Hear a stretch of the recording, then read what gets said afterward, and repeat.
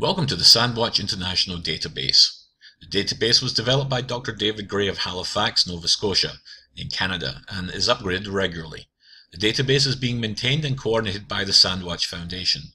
Support for hosting the database, training, and the preparation of this video series was provided by UNESCO, the United Nations Educational, Scientific, and Cultural Organization. Now let's get started with a short introduction on erosion and accretion. Now, to start using the database, you will need a username and password, which can be retrieved from Sandwatch by emailing us at sandwatchdatabase@gmail.com. But for the purposes of this and all other subsequent tutorial videos, we're going to log in as guest, which means you can't edit or change anything, only view. So we'll log in. Once again, we will select the Long Bay Beach in Fiji as our test subject, but this time we'll go to erosion and accretion. In the manual, chapter 5 on erosion and accretion, you will notice there are two ways to measure erosion and accretion. First, we will show the method where you make one measurement from a reference point to the high water mark. We call this measuring beach width. In Sandwatch, we generally want you to select 3 equidistant points along the beach to measure the beach width.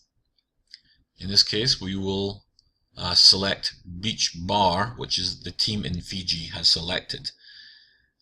Now, you'll notice they've put a photograph up here in the corner. Again, all photographs have to be less than 1 megabyte to be uploaded to the Sandwatch database. Now, this photograph, this shows their point. This leg of this beach bar is the point they have used to measure to the high water mark. They have picked this point because it is unlikely to move anytime soon, unlike this coconut tree next to it, where you can see it's already started to erode, and sometime in the not too distant future it's going to fall down and float away, in which case you can't use it for keeping measurements anymore. So it is best to select a point, a feature, such as the corner of a building, a large rock, or some other mostly immovable object to start your measurements from, and 3 points usually equidistant along the beach.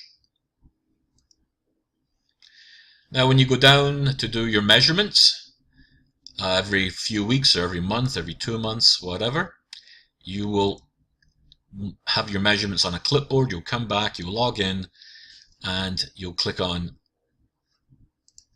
Add Measurement. This will have the date, the beach width, and the comment from whichever point you have chosen. You will see over the course of 2 or 3 years, this team has made a number of observations and measurements. One of the really good things about this the database is it allows you not only automatically upload all your measurements to a central server, but you can also manipulate them and observe them more easily.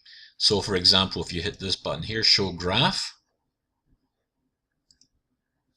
it will automatically create a graph using the measurements you selected earlier. So you can see the beach has been started to be measured in 2011 and up to, and past 2013.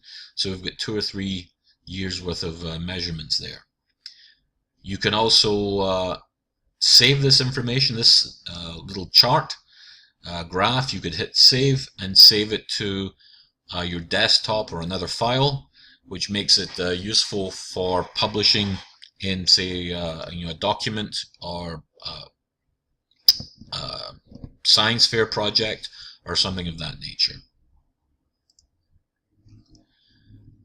In addition to graphing, it also the Sandwatch database also automatically creates a spreadsheet which can be exported, saved to your desktop and exported as a standard Microsoft Excel spreadsheet. Again, this is useful for publishing or science fair projects or anything of that sort.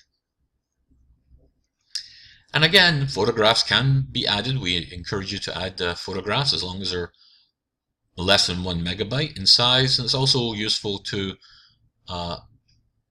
name the photographs with where they were taken and what time they were taken, the date, or any things of particular note. After a storm, for example, would be an important thing to note. So here we have added some photographs. So this was the beach after Tropical Storm Dennis passed. You can see there's notes here. Steep cliff in beach profile and palm trees undermined due to the waves of Tropical Storm Dennis. Now, what would be good is to take a photograph, a month from now after this, or 2 months, or a year after it, just to show from exactly the same spot, to show how the beach has changed. Has the erosion continued? Are these trees now gone? Or has the beach came back and started to refill in here? This is all important information to determine the long-term health of your beach.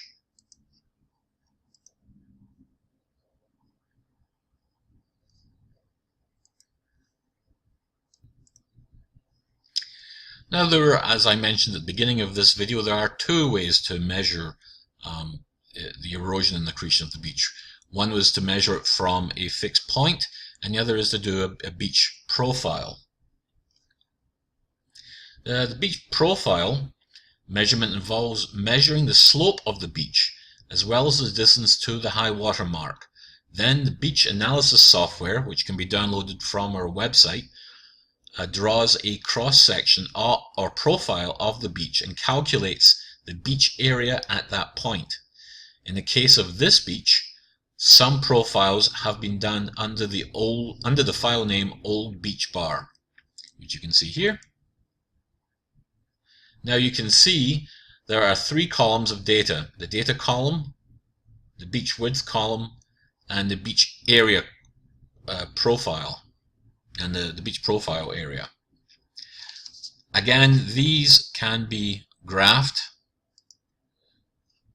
and you can see this the beach profiles for this team go back to 1993, so that's quite a lot of data that shows how the beach profile, the steepness of the beach has changed over nearly 2 decades.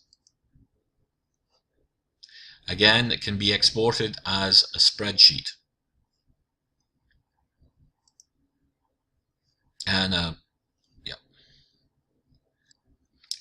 and that's all about what we have to say about erosion and accretion, chapter 5 in the manual.